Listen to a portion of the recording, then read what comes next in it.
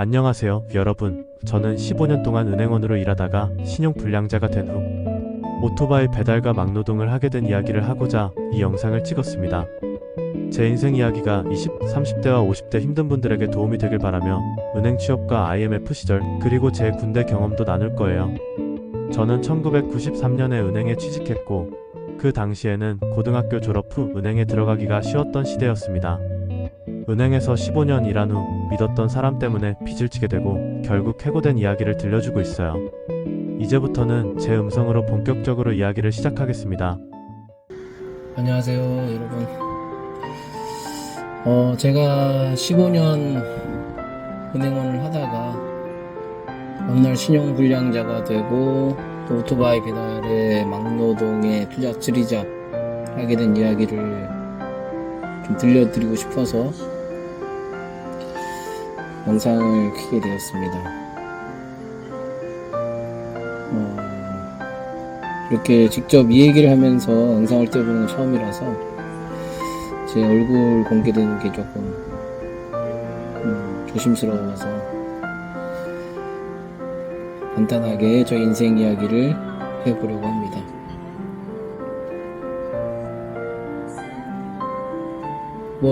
이 이야기가 별로 관심이 없을 수도 있으신데 어떻게 하다가 은행원이 이렇게 신용불량자가 되고 막노동하게 됐을까? 사람마다 다 사연은 있죠. 그래서 갑자기 제 인생 이야기를 하려고 하니까 저도 좀 이런 이야기를 해도 될까 하는 생각도 있고, 또 어떤 분들에게 식상할지도 모르지만은 이제 사회생활을 시작하거나 하고 계신 20, 30대 분들, 또 40, 50대 솔로, 조금 인생 살기가 힘드신 분들, 이런 분들에게 조금 어느 정도 도움이 될 수도 있지 않을까 해서 영상을 만들어 봤습니다. 물론 저보다 인생의 선배님도 많이 계시고 더 어렵게 사신 분들도 많이 계시죠. 그리고 그런 상황에서도 불구하고 잘 살고 계시고 더 성공하신 분들도 많이 계실 거라 생각을 합니다. 저도 이제 50이 이제 넘어서 이제 올해 50 하나인데 벌써 이렇게 제 인생이 이렇게 50이 벌써 넘었을까 생각이 들면서 어떤 굴곡 있었던 그 내용들을 바탕으로 이야기를 좀 풀어보려고 합니다.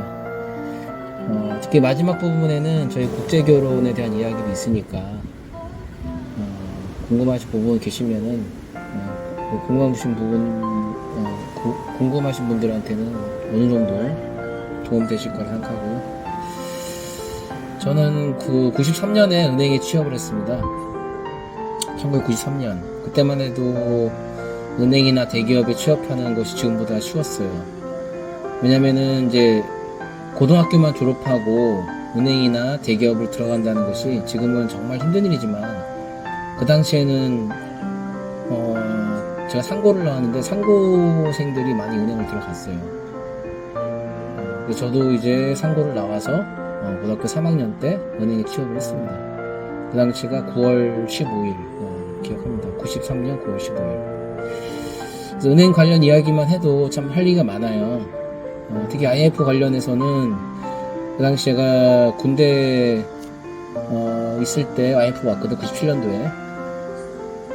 그래서 제대를 하고 나왔는데 이제 은행들 정리한다, 뭐한다, 구조조정한다, 이래가지고 그 당시에 이제 쟁쟁한 은행들, 동남은행, 동아은행, 평화은행 이런 은행들, 아마 모르시는 분도 많이 계실 거예요. 근데 그 당시에 그 은행들이 제일 잘 나갔었어요. 네. 그 직원들 월급도 제일 많이 주고. 그래서 제가 취업할 당시에 동남은행, 동아은행이 이제 거의 연봉 1위, 연봉 1위를 다퉜죠. 그래서 거기를 서로 이제 가려고 하니까 거의 이제 전교 상위 순위에 있는 공부 잘하는 애들이나 또 이제 전교 회장이나 이런 좀 학교에서 이제 인정받는 사람들, 이런 사람들이 주로 추천을 받아서 많이 들어갔습니다. 저 같은 경우도 뭐 그렇게 은행에 들어간 게 그렇게 공부를 잘한 건 아니었는데 운이 좋게도 고3 때 이제 반장을 했었어요. 그러면서 이제 그 담임 선생님께서 저를 추천해 주셔서 운이 좋았죠. 그래서 은행에 그때는 시험도 뭐 많이 없었어요. 상식 시험 보고 그 다음에 면접 보고 그게 끝이에요. 상식이야 뭐 어차피 상식이기 때문에 조금만 미리 어느 정도 경제 관련 뭐 이렇게 좀 공부 좀 해가지고 가면 예상 질문이 다 있기 때문에 크게 어려움은 없었어요. 그래서 이제 그때 당시에 취업을 하고 군대를 이제 95년도에 군대를 가고 그렇게 했을 때 이제 군대에서도 월급이 나왔죠. 은행에서 그렇게 생활을 했었고 이제 제대할 때쯤 IMF가 와서 은행들 망하고 합병하고 그런 이야기들. 그래서 나중에 기회 되면은 이런 부분들 또 이해드리고. 그래서 이제 15년간 은행에 있었어요. 15년. 근데 왜 은행을 그만뒀냐? 이제 지금도 많이 물어보세요. 그렇게 좋은 직장 왜 그만뒀냐? 많이 물어보시고 궁금해하시는데 뭐 웬만한 분들은 다 아실 거예요. 예상은 하실 거예요. 사람을 잘못 만난 거예요. 사람을 잘못 만났어요. 그 사람이 크게 악의가 있거나 막 그러진 않았지만 제가 사람 너무 믿었기 때문에 그래서 그로 인해서 제가 이제 그 대출 빚을 많이 안 했죠. 빚을 많이 안게 되고 그때 돈을 많이 잃었어요. 그래서 투자식으로 해서 이제 많이 이제 대출 받고 뭐하고 그리고 이제 그쪽에 사업에도 은행 다니면서 참여하고 막 이랬었어요. 그러다 보니까 이제 좀 직장 내에서도 말이 많았고 왜 자꾸 이렇게 일에 집중을 못하고 다른 데 신경 쓰냐 이렇게. 왜냐면 중간중간에 전화 받느라고 제가 일하다가 자꾸 자리를 비웠거든요. 그러니까 그러다 보면 이제 고객들 대응을 그때그때 못할 수도 있으니까 이제 책임자분이 저한테 이제 뭐라 하신 적이 몇 번 있었거든요. 그래서 그렇게 하면서 이제 빚이 점점 늘어나고 나중에는 이제 감당이 안 되더라고요. 그리고 이제 제가 해서는 안 될 또 불법적인 것까지도 손을 대가지고 결국은 이제 은행에서 쉽게 얘기하면 잘린 거예요. 그래서 퇴직금 한 푼 못 받고 15년간 일한 퇴직금 한 푼 못 받고 은행에서 나오게 됐죠. 그때 당시만 해도 그게 제가 2008년도에 나왔는데 그때도 구조조정 해가지고 이제 나간 사람들 보통 이제 제가 15년 정도 근무했으면은 퇴직금까지 해서 1억 이상은 다 받아갔어요. 2008년도에 1억이면은 그게 큰 돈이죠. 하여튼 뭐 그렇게 해서 그때 그 돈도 다 못 받고 여러가지고 빚만 떠안고 나중에는 이제 여력이 안 되니까 이제 신용불량까지 되는 상태가 된 거죠.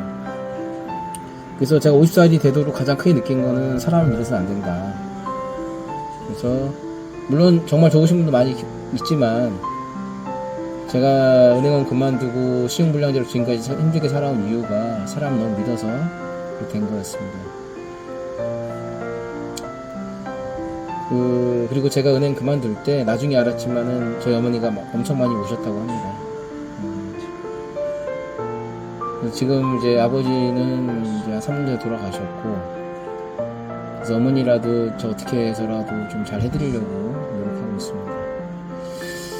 그래서 이렇게 은행을 그만두고 돈가스, 치킨집, 이런 오토바이 배달부터 해서 막노동도 하고 영업적 일도 여러 가지 했고요. 그래서 물론 이런 하는 일 하시는 분들 절대 뭐 편박하는 게 아니고요. 단지 이제 제가 은행원으로서 이제 육체적으로는 편하게 앉아서 고용을 받고 이렇게 편하게 할 수 있었던 사람이 이것저것 여러 가지 이제 몸으로 하는 그거죠. 이제 핵심은 몸으로 하는 일이죠. 가만히 앉아서 머리로 하는 게 아니고 몸으로 하는 일들을 이제 하게 되고요. 몸고생 마음고생 하게 된다. 이런 내용입니다. 그나마 지금은 제가 그 반도체 현장에 근무를 하는데 그 반도체 노가다라고 아시는 분 아실 거예요. 삼성 반도체, 뭐 SK 하이닉스 뭐 있죠. 그래서 반도체 현장에서 일을 하고 있는데 제가 2017년부터 시작을 해서 지금은 이제 어느 정도 경력이 쌓이다 보니까 팀장급으로 이제 일을 하고 있습니다. 그래서 제가 3년 반도체 배관 쪽 일을 하고 있는데 이제 이쪽은 조금만 열심히 하면은 어느 정도 인정받으면서 수입도 다른 사람보다 괜찮습니다. 이제 근데 요즘은 이제 반도체 시장이 주춤하면서 지금 SK 쪽에 와 있는데 예전보다 많이 좋진 않아요. 네. 그래도 그나마 일반 직장보다 낫고요. 그리고 이제 결혼에 대해서 이제 잠깐 말씀드리면은 제 나이 40살에 이제 결혼을 했어요. 그래서 40살에 결혼을 했어요. 그때 가진 거 아무것도 없을 때 결혼을 했는데 41살에 이제 바로 다음에 첫째 아이 낳고 1년 후에 둘째 아이 낳고 연년생입니다. 그래서 지금 큰애가 10살, 작은애 19살 이렇게 돼 있죠. 그래서 이제 제가 국제 결혼을 했어요. 이제 와이프가 태국 사람입니다. 태국. 연애로 만나서 결혼을 했고 첫눈에 반했죠. 첫눈에 반해서 결혼을 했는데 제가 분명히 얘기했어요. 저는 가진 거 아무것도 없다. 괜찮냐? 집도 없고 차도 없다. 괜찮냐? 다 얘기했어요. 근데 이제 그 사람이 한 얘기가 가정만 책임져 줄 수 있다면 그런 건 아무 상관이 없다. 이런 얘기 해주더라고요.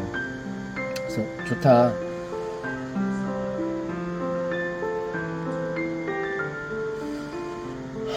지금 그때 생각하니까 또 좀 뭉클한데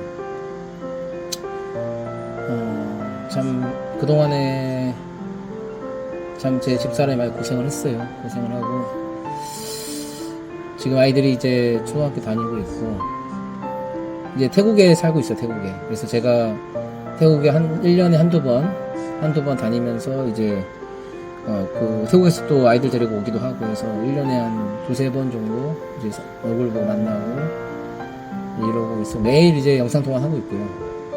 그래서 혹시나 이제 국제 결혼을 이제 생각하신 분들은 좀 금전적 여유가 있다 이러시면은 크게 상관은 없어요. 근데 저처럼 아무것도 없이 시작한다 이런 분들은 좀 생각을 해보세요. 정말 자기가 모든 거 희생하고 가족을 위해서 모든 거 희생할 수 있는 그 만반의 준비가 돼 있다. 그러면은 그리고 이제 그 상대방의 진심이 정말이다. 내가 모든 걸 다 오픈하고 이렇게 했는데도 불구하고 나하고 살고 싶어한다. 그러면 이제 뭐 서로 간에 그렇게 준비가 돼 있다 그러면 나쁘진 않습니다. 근데 정말 뭐 이렇게 뭐 드라마 같은 그런 기대를 하시게 되면 조금 실망할 수도 있어요. 어렵습니다. 현실은 어렵습니다.